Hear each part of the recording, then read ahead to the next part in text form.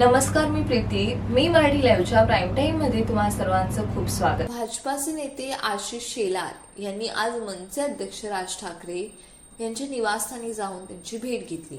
तब्बल तासभर या दोन्ही नेत्यात चर्चा झाली. लोकसभा निवडणुकीत भाजपाने नो रिस्कचं धोरण अवलंबलं आहे. त्याच पार्श्वभूमीवर राज ठाकरे आणि आशिष शेलार यांची भेट झाल्याचं सांगितलं जात आहे.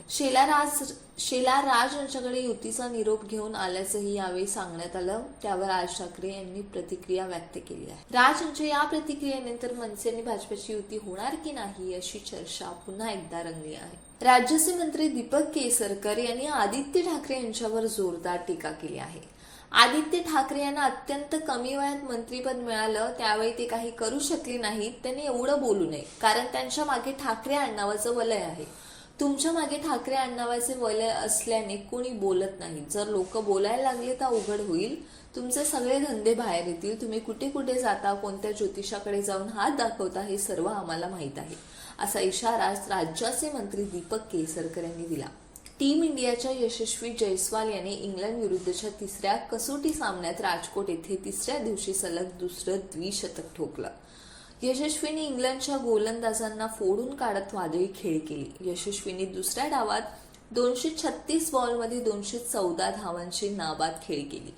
यशस्वीच्या या खेळीत 14 चौकार आणि 12 षटकारांचा समावेश होता.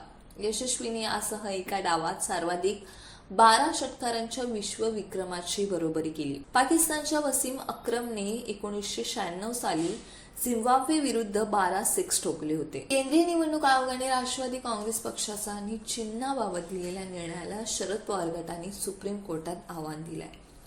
शरद पवार गटाच्या याबाबतच्या याचिकेवर आज सुप्रीम कोर्टात सुनावणी पार पडली.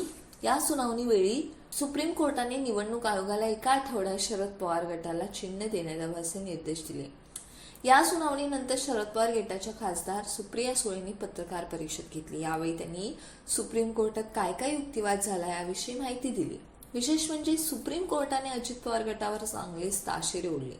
सुप्रीम कोर्टाने महाराष्ट्राची तुलना पाकिस्तानशी केली अशी माहिती सुप्रिया सुळे यांनी दिली आहे.